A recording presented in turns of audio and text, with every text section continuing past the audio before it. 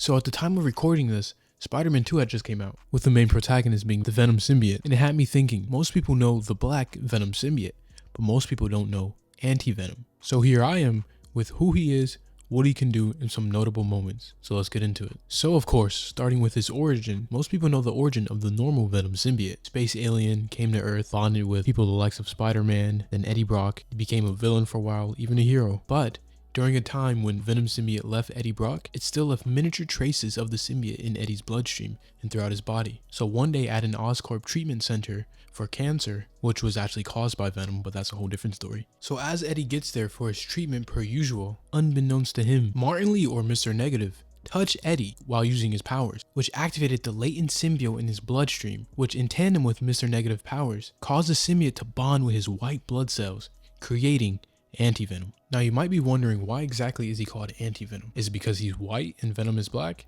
No, but kinda. The real reason is, unlike the normal Venom symbiote, which feeds off his host, Anti-Venom can heal its host and others, and it even produces antibodies that can cure any known disease and remove any impurities from a human body. And unlike the other symbiotes, which has a mind of its own, this is completely mindless, and its host, Eddie Brock in this case, is in full control of his actions. And even during its debut, he managed to fight not only Venom, but Spider-Man to a standstill and even defeat both heroes. And even though the host of the Venom symbiote was Mac Gargan at the time, that just goes to show you how powerful Anti-Venom is in comparison.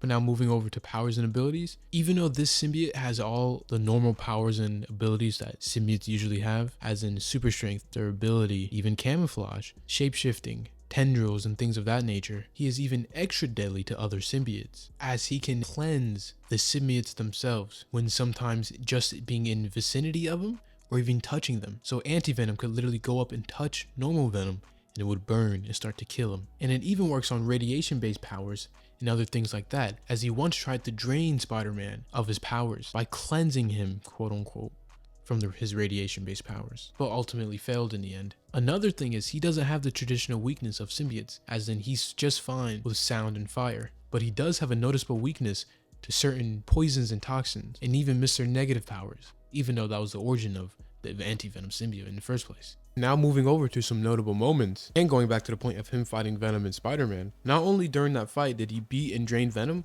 but he also almost drained Spider-Man completely, robbing him of his powers. Also during his debut, he beat the current roster of Thunderbolts solo, which just goes to show you how strong he was. He has not only fought and battled Agent Venom, but he has also became Agent Venom, or should I say Anti-Agent Venom.